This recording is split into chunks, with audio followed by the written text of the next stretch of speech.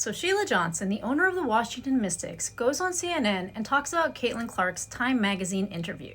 She says all of the WNBA should have been on that cover. So let's get into it. I'm Rosalina and welcome to From the Logo. So Caitlin Clark was named Time magazine's Athlete of the Year.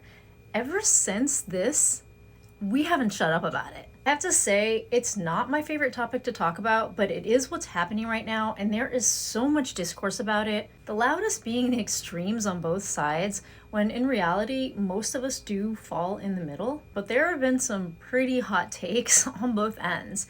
And today, Sheila Johnson, owner of the Washington Mystics, but let's take a look.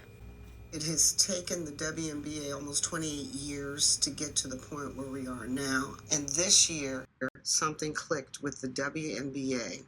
And it's because of the draft of the players that came in. It's just not Caitlin Clark. It's Reese. We have so much talent out She had to mention Reese. there that has been unrecognized. And I don't think we can just pin it on one player. There has been, this phrase has been couched, hasn't it? The Caitlin Clark effect. Why do you think that has been the case? Well, I want to be very diplomatic about this.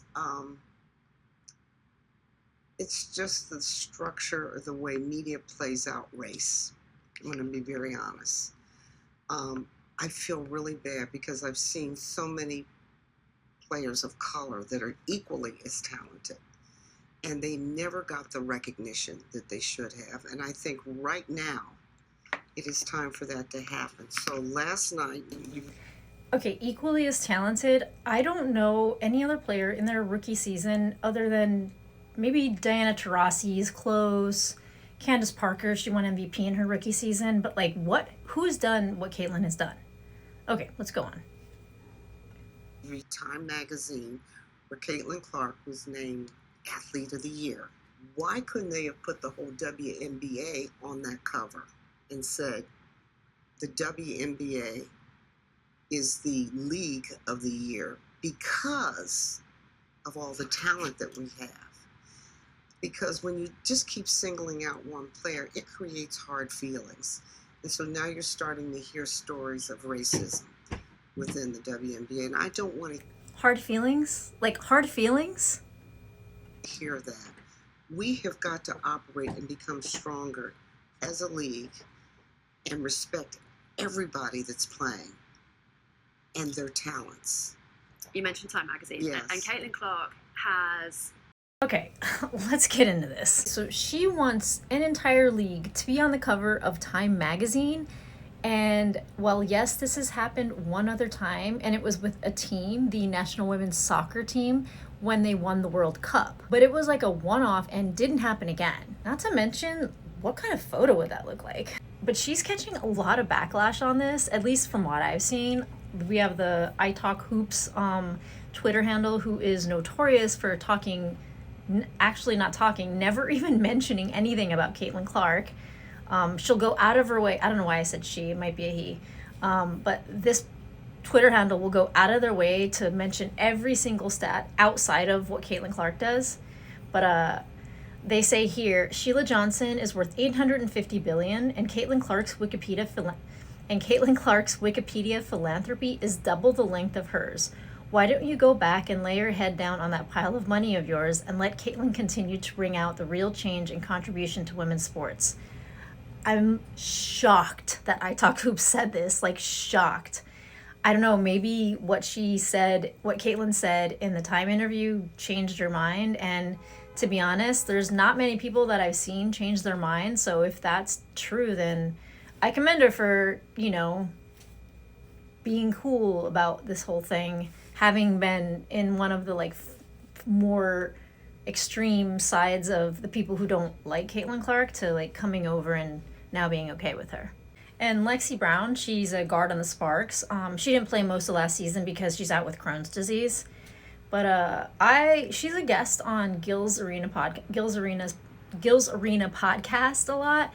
And I kind of like what she has to say. In the beginning, she wasn't the biggest Caitlin Clark fan. And once she saw her game, she changed her tune. I remember watching an interview where she predicted that Caitlin Clark would have multiple triple-doubles before her triple-doubles. But this is what she had to say.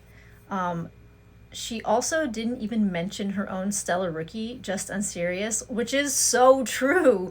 She mentioned Angel Reese. Like, what about your girl? What about Aaliyah Edwards? Aaliyah Edwards is a name. She went to UConn. She was amazing there. And she didn't say anything about Aaliyah Edwards. What else did she say? Can we please stop taking steps backwards? Thank you. Saying that after having to move her team's games to bigger arenas when they played the Fever is absolutely insane. So much negative discourse and non-basketball topics. Can't wait to change that. Same girl, same. Lexi Brown is like the only basketball player, WNBA personality really, that I've seen actually come out and say something semi-supportive of this whole issue. I think that people are just scared. I think that there is a backlash when you say things, which is why, Caitlin Clark very often stays silent, because she knows anything she says, whether it's for a more liberal, not woke, because I wouldn't call her woke or anything, but a liberal-minded statement, or if it's a more conservative-minded statement, there will always be a loud fringe contingency pissed off.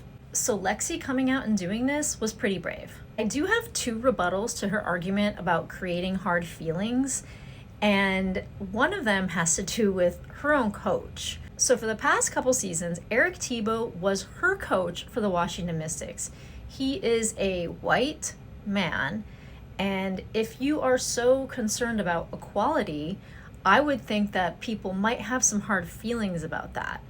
But it doesn't compare to the Elena Delle Donne situation, where Elena Delle Donne, who won them a championship or was with the team in 2019 when they won a championship, she wanted out of the Mystics and asked to not be cored, which, I'm not sure if you can really ask to not be cored, but if a player doesn't want to be in a franchise, generally the team works something out. Well, they ended up coring her, and she said, if you core me, I won't play. If you core me and keep me, I won't play. And they cored her, and they kept her, and they basically locked her in this jail of having to stay, and she didn't play, and Elena Delle Donne is a big name. She's one of the I built the WNBA type players. I just don't get it. I understand the commotion around the fan base sometimes, but I don't get bashing on a player that has brought and tried to bring up a league. She has tried to get spot bonuses for other teams for when her team, the Indiana Fever, sells out their arenas. And we're talking about Sheila Johnson's arena. They have moved from a couple thousand people into these big arenas, which profited Sheila Johnson personally. She is one of the owners of the Washington Mystics. She's pocketed a lot of money from Caitlin Clark. It just seems like Caitlin Clark has done everything right. She has never said anything controversial. She has tried to uplift the league anytime she can. She has spoken out against people that have given Dejanay Carrington hate, saying please stop. Same with Angel Reese. They have no rivalry. She's mentioned that and confirmed that in the article. I mean, she's 22 years old, and I think we just have to remember that she's a human being.